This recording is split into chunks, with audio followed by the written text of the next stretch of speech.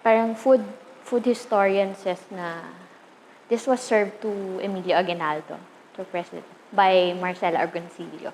And this has been a staple dish na rin sa Aguinaldo house.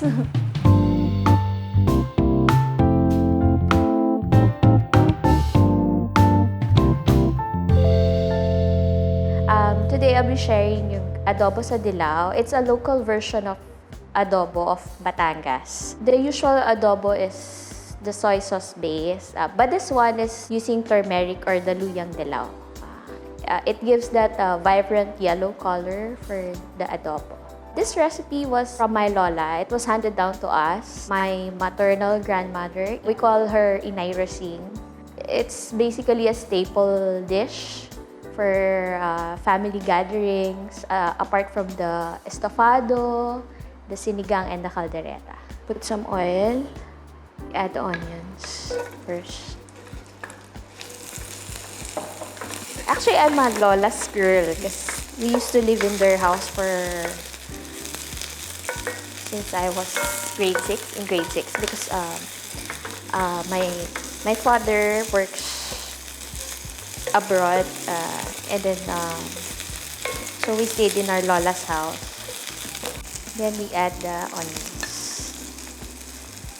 We're a small family. We're just like 10 apos.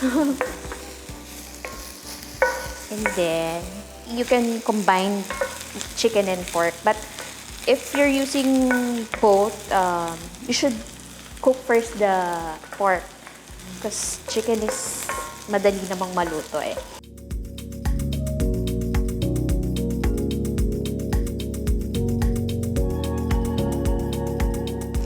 If you can marinate it before, what do you marinate? Salt and pepper, and then you could also grate some turmeric and then marinate it overnight. You could add the vinegar and then the soy sauce once it gets brown. Back then, I was hovering around the kitchen with Lola, Inay, and my nanay, my mother. So I've been looking at them cooking and doing their magic. But she taught it step by step. At first, I was kind of scared because it's not the usual adobo. We're used to the soy sauce, but right after tasting it, it's more of a peppery taste, not the ginger one.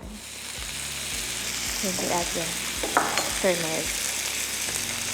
Others kasi, they add the turmeric with the onions and garlic.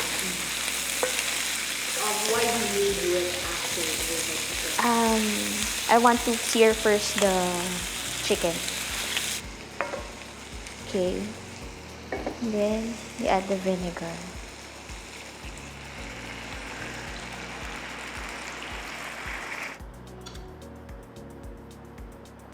And we season it with patis balayan. This one has been fermented for a year, I think. So mas ano yung fish taste niya. Mas umami. You can add the bay leaf and whole peppercorns. Then after it nag-reduce na siya, we can add the siling haba or siling pangsigang. When working with vinegar, never stir it or not unless nag-evaporate na yung acid kasi papait. There's a bitter taste even with other adobos. Let it simmer, let it boil.